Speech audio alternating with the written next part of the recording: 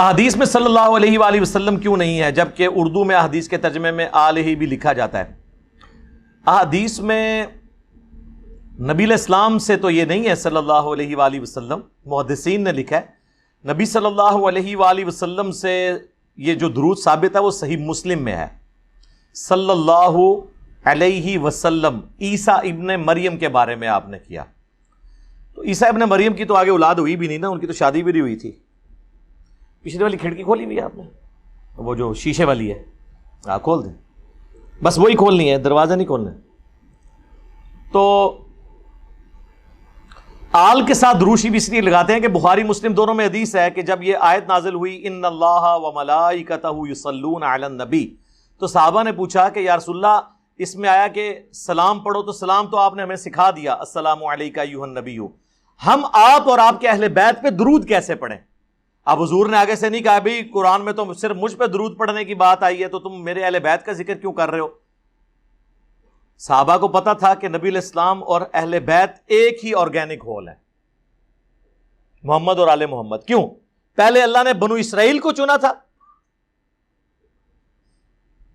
یا بنی اسرائیل اذکروا نعمتی التی انعمت علیکم وانی فضلتکم علی العالمین۔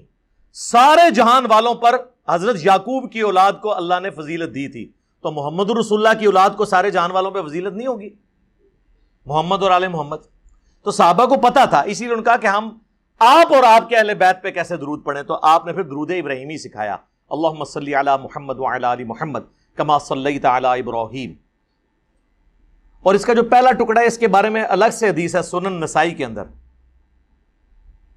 یہ لفظ نسائی بھی درست ہے، زیر سے اور زبر سے بھی درست ہے، دونوں پروننسیشن اس کی چلتی ہیں، سنن نسائی، سنن نسائی۔ سنن نسائی کے اندر حدیث ہے، زید ابن خارجہ کہتے ہیں مجھے نبی علیہ السلام نے وصیت کی تھی کہ مجھ پر درود کو لازم کر لو اور خصوصاً اپنی دعاؤں میں پڑھا کرو اللہم صلی علی محمد وعلی آل محمد، بس اتنا۔ تو یہ بھی پرفیکٹ درود ہے، میں بھی درود شریف یہ والا ہی پڑھتا ہوں، یہ مختصر بھی ہے، خصوصاً جمعے کے دن پڑھنا چاہیے۔ ابو داؤد میں حدیث ہے کہ جمعے کے دن جو ہے وہ تمام دنوں کا سردار ہے، اس دن مجھ پر درود پڑھو، تمہارا درود مجھ پہ پیش کیا جائے گا۔ صحابہ نے کہا یا رسول اللہ جب آپ فوت ہو جائیں گے اور آپ کی ہڈیاں مٹی میں گھل مل جائیں گی تو کیا اس وقت بھی درود پیش ہوگا؟ تو آپ نے فرمایا ان اللہ حرم علی الارض ان تأکل اجساد الانبیاء، بے شک اللہ نے حرام کر دیا ہے مٹی کے لیے کہ وہ نبیوں کے جسموں کو کھائے۔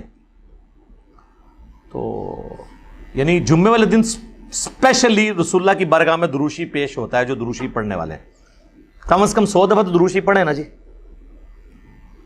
وہ مجموع زوائد کے اندر حدیث موجود ہے نا کہ جو شخص 100 دفعہ دروشی پڑھتا ہے نا، اللہ تعالیٰ اس کی دونوں آنکھوں کے درمیان لکھ دیتا ہے کہ یہ بندہ منافقت اور دوزخ کی آگ سے بری ہے، اور قیامت والے دن اسے شہیدوں کے ساتھ اٹھائے گا۔ صلاۃ بر محمد وآل محمد، اللہم صلی علی محمد وعلی آل محمد۔ اور مجموع زوائد میں ایک اور حدیث ہے کہ جو صبح و شام 10 دفعہ دروشی پڑھ لے میری شفاعت اس کے لیے حلال ہو جائے گی، اللہم صلی علی محمد وعلی آل محمد۔ تو دروشی پورا ہی لکھنا چاہیے صلی اللہ علیہ وآلہ وسلم، یہ رسول اللہ کو پسندیدہ ہے، افضل یہی ہے۔ میری کوئی 5-6 سال پرانے کی جو ویڈیوز ہیں اس میں تو میں صلی اللہ علیہ وسلم ہی کہتا تھا۔ پھر مجھے ایک بھائی نے سعودی عرب سے کال کی تو وہ کہنے لگے آپ وآلہ ہی بھی ساتھ لگایا کریں، نبی علیہ السلام کو یہ پسندیدہ ہے۔ پھر میں نے اس کے بعد سے شروع کیا۔